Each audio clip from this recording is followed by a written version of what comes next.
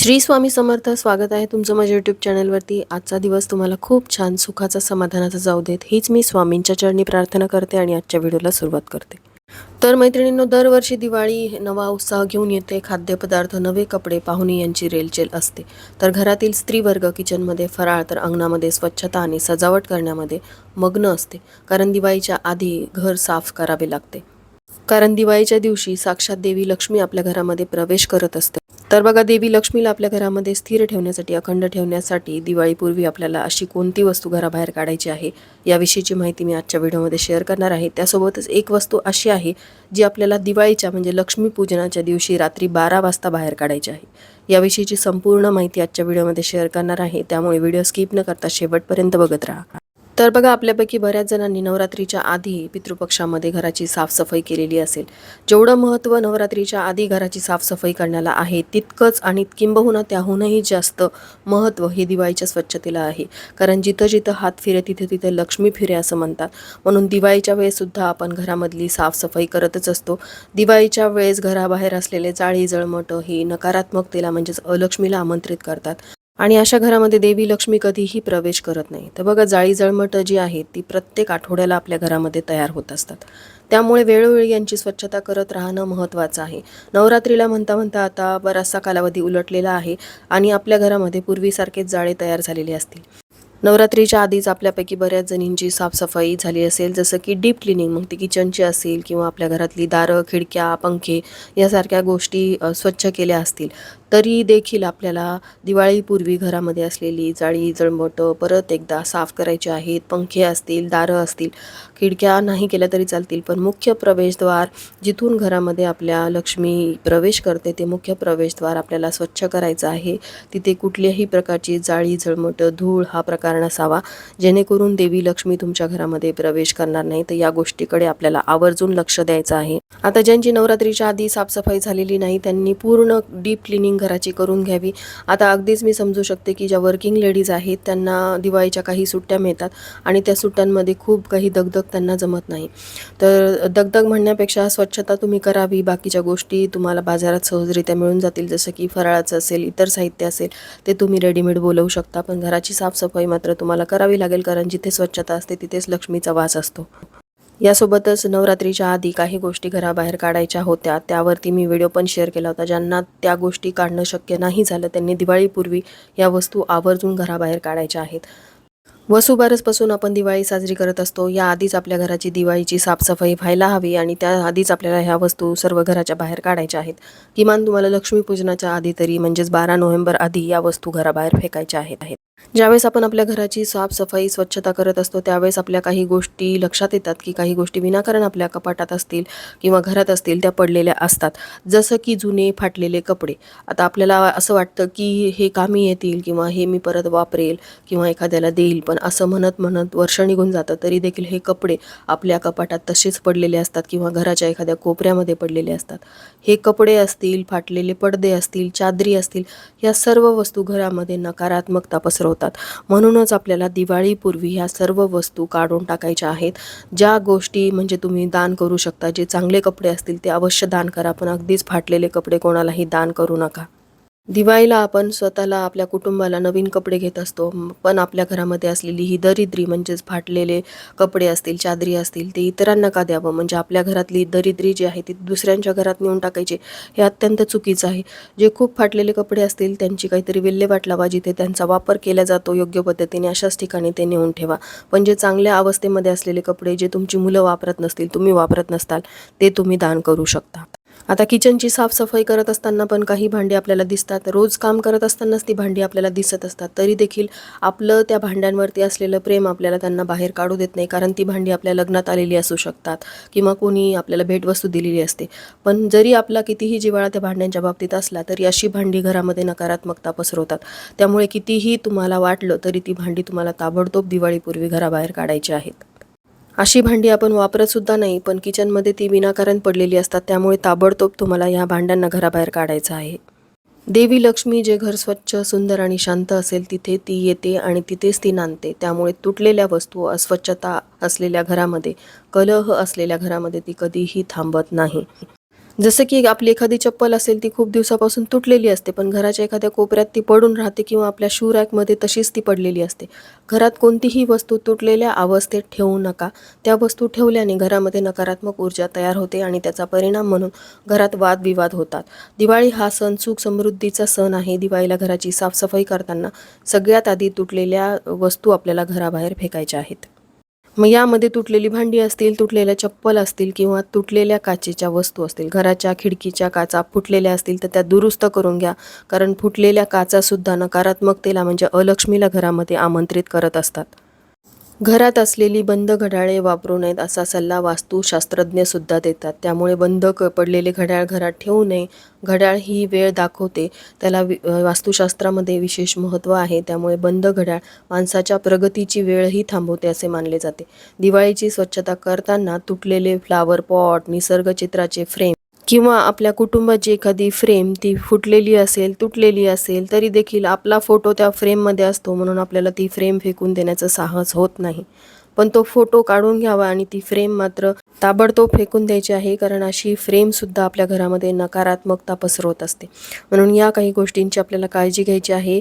आणि तो फोटो जर आपला खूप खराब झालेला असेल तर त्या फोटोलासुद्धा तुम्हाला विसर्जित करायचं आहे. कारण असा फोटो देखील म्हणजे ज्यामध्ये पुसटसा सुद्धा आपला चेहरा दिसत नसेल असे फोटोसुद्धा आपल्याला घरामध्ये ठेवायचे नाहीत.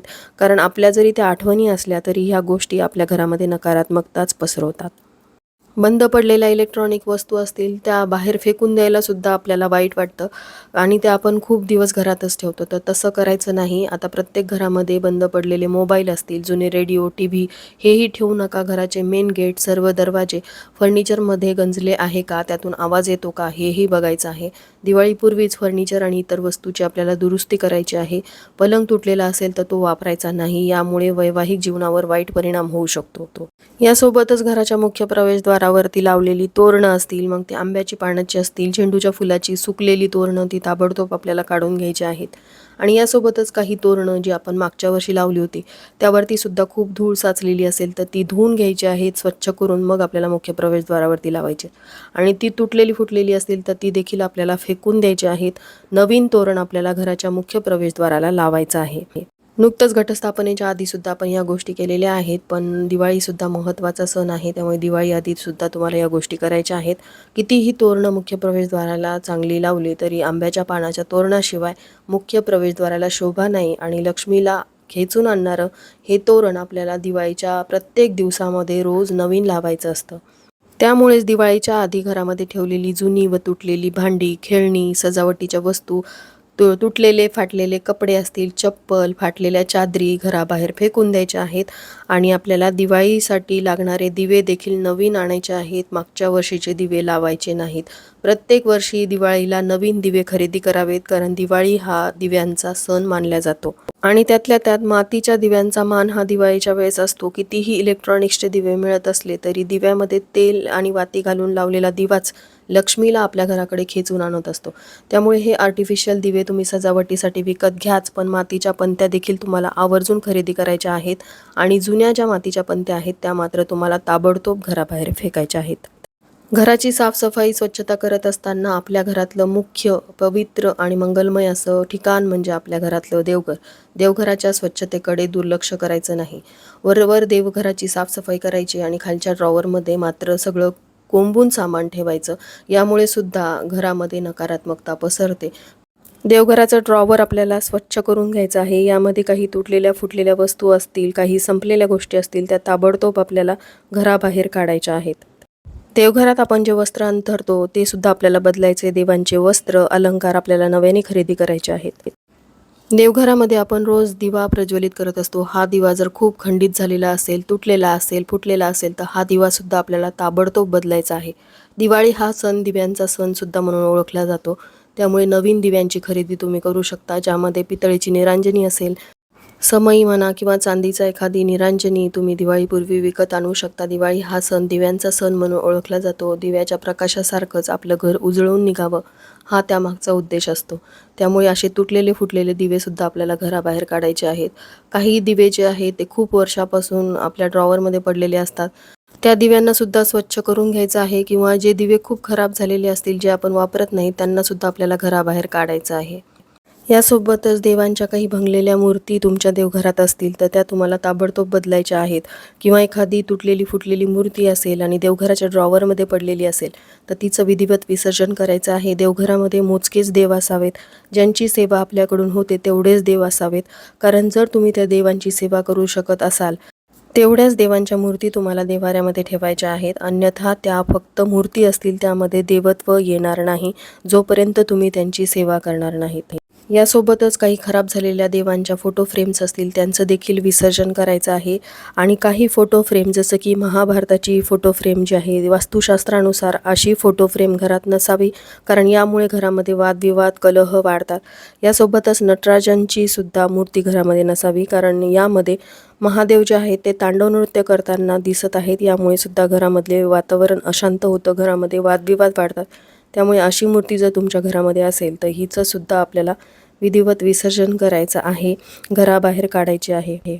दिवाळी म्हणजे लक्ष्मीच्या आगमनाचा दिवस. लक्ष्मी ही आपल्या घरामध्ये पैशांच्या स्वरूपात येत असते आणि पैसा म्हणजेच लक्ष्मी अशाच ठिकाणी टिकते जिथे स्वच्छता असते, नीटनेटकेपणा असतो. तुटलेल्या फुटलेल्या वस्तू जर घरामध्ये असतील तिथे लक्ष्मी नांदत नाही. अगदी त्याच प्रकारे आपण जिथे लक्ष्मी ठेवतो म्हणजेच पैसा जिथे ठेवतो ती वस्तू देखील सुस्थितीमध्ये असावी. जसं की तिजोरीला आपल्याला स्वच्छ करून घ्यायचं आहे, त्यामध्ये लाल रंगाचं कापड अंथरायचं आहे. आपल्या जुन्या पुराण्या पर्स पॉकेट असतील तर ते बदलायचे आहेत. ते शक्यतोवर लाल रंगाचेच वापरावेत, कारण लाल रंग हा देवी लक्ष्मीला आकर्षित करतो. तुमच्या मिस्टरांचं किंवा तुमचं एखादं पॉकेट किंवा पर्स काळ्या रंगाचे असेल तर ते तुम्हाला ताबडतोब बदलायचं आहे. यानंतर सगळ्यात महत्त्वाचं म्हणजे देवी लक्ष्मीचं आपण अनेक रूपांमध्ये पूजन करत असतो आणि डस्टबिन हे सुद्धा एक लक्ष्मीचं स्वरूप आहे, कारण आपल्या घरामध्ये असलेली नकारात्मकता, कचरा, घाण हे सगळं डस्टबिन आपल्यामध्ये सामावून घेते. आपल्या घरातली नकारात्मकता बाहेर घेऊन जाण्याचं काम डस्टबिन करत असते, म्हणून डस्टबिनला देखील लक्ष्मीचं स्वरूप मानतात. ती देखील आपल्या घरामध्ये चांगल्या अवस्थेत असायला हवी. ती जर स्वच्छ, सुंदर आणि नीटनेटकी असेल तर अशाच ठिकाणी देवी लक्ष्मी स्थिर राहते, म्हणून आपल्याला ह्या गोष्टीची विशेष काळजी घ्यायची आहे.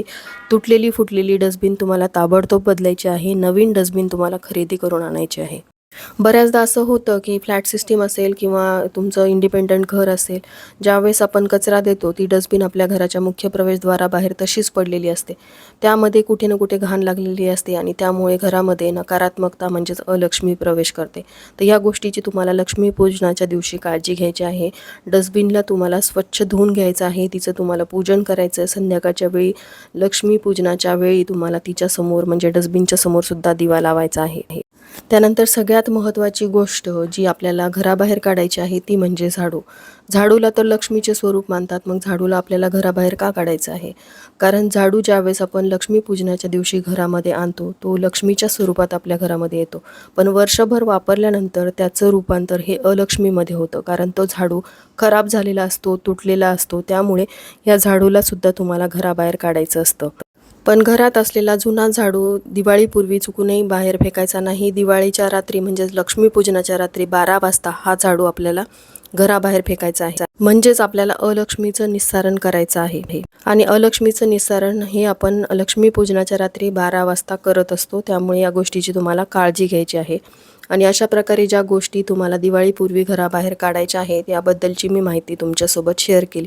यातल्या सगळ्याच वस्तू तुम्ही घराबाहेर काढाव्यात असं नाही, पण ज्या तुम्हाला असं वाटत असतील की यांना घराबाहेर काढण्याची गरज आहे तेवढ्याच गोष्टी तुम्हाला घराबाहेर काढायच्या आहेत. इतर गोष्टी ज्या सुस्थितीमध्ये असतील त्यांना घराबाहेर फेकण्याची गरज नाही, त्यांना तुम्ही स्वच्छ करून वापरू शकता, हरकत नाही. पण दिवाळीपूर्वीच घर हे स्वच्छ, सुंदर आणि नीटनेटकं करून ठेवावं, कारण देवी लक्ष्मी अशाच घरामध्ये प्रवेश करते जिथे स्वच्छता असते. पण जिथे उगाचच पसारा पडलेला असतो, भंगार सामान असतं, तुटलेल्या फुटलेल्या वस्तू असतात, अशा घरामध्ये देवी लक्ष्मी कधीही प्रवेश करत नाही. त्यामुळे ज्या गोष्टी तुम्हाला घराबाहेर काढाव्याशा वाटतील त्या तुम्हाला ताबडतोब घराबाहेर काढायच्या आहेत. अजून तुमच्या काही शंका असतील तर तुम्ही मला कमेंट करून विचारू शकता. कमेंटमध्ये मी नक्कीच त्याचा उत्तर देण्याचा प्रयत्न करेल.